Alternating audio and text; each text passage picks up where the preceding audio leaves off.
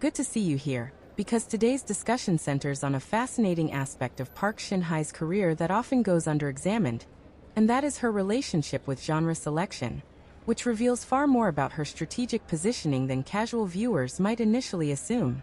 If you trace her filmography carefully, you'll notice that while she has explored multiple genres, from melodrama to romantic comedy and even thriller elements, she rarely commits to roles that would radically disrupt her public image, and this calculated restraint has created a paradox where she is both versatile and typecast at the same time.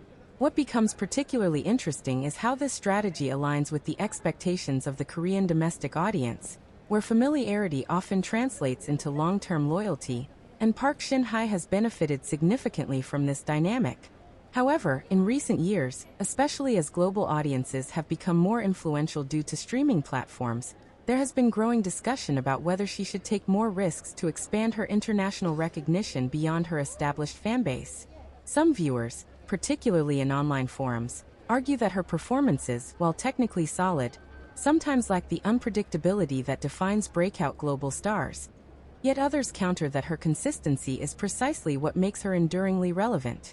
Behind the scenes, casting trends suggest that producers still view her as a safe but effective choice, especially for projects that require emotional depth without excessive experimentation. Her recent appearances indicate a subtle shift, where her characters are written with more nuance and less reliance on traditional romantic tropes, suggesting that she is gradually repositioning herself rather than making abrupt changes. This slow evolution might not generate immediate headlines, but it builds a long-term narrative of growth that is often more sustainable than sudden reinvention. Ultimately, the question is not whether Park Shin Hye can break out of her established mold, but whether she even needs to, because in an industry obsessed with transformation, her ability to remain consistently relevant might be her most strategic decision yet. So do you think stability is her greatest strength, or could it eventually become a limitation?